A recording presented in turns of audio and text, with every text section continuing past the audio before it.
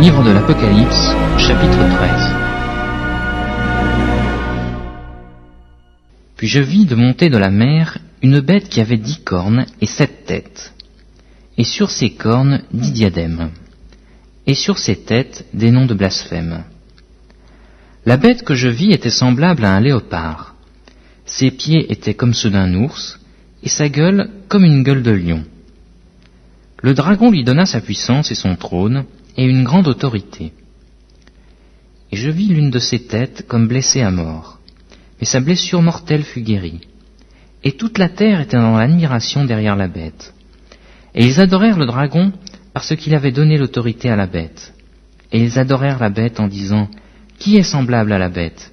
Et qui peut combattre contre elle ?» Et il lui fut donné une bouche qui proférait des paroles arrogantes et des blasphèmes.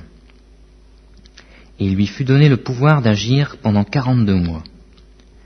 Et elle ouvrit sa bouche pour proférer des blasphèmes contre Dieu, pour blasphémer son nom et son tabernacle, et ceux qui habitent dans le ciel.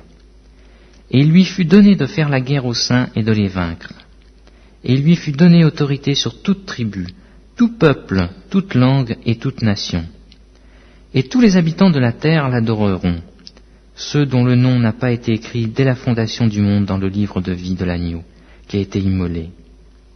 Si quelqu'un a des oreilles, qu'il entende. Si quelqu'un mène en captivité, il ira en captivité. Si quelqu'un tue par l'épée, il faut qu'il soit tué par l'épée. C'est ici la persévérance et la foi des saints.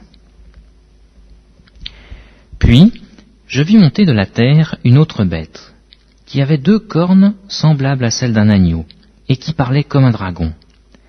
Elle exerçait toute l'autorité de la première bête en sa présence, et elle faisait que la terre et ses habitants adoraient la première bête, dont la blessure mortelle avait été guérie. Elle opérait de grands prodiges, même jusqu'à faire descendre du feu du ciel sur la terre, à la vue des hommes. Et elle séduisait les habitants de la terre par les prodiges qui lui étaient donnés d'opérer en présence de la bête, disant aux habitants de la terre de faire une image à la bête qui avait la blessure de l'épée et qui vivait.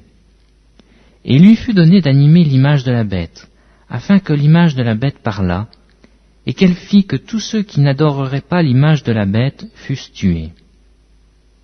Et elle fit que tous, petits et grands, riches et pauvres, libres et esclaves, reçussent une marque sur leur main droite ou sur leur front, et que personne ne put acheter ni vendre sans avoir la marque, le nom de la bête ou le nombre de son nom. C'est ici la sagesse. Que celui qui a de l'intelligence calcule le nombre de la bête, car c'est un nombre d'hommes, et son nombre c'est 666.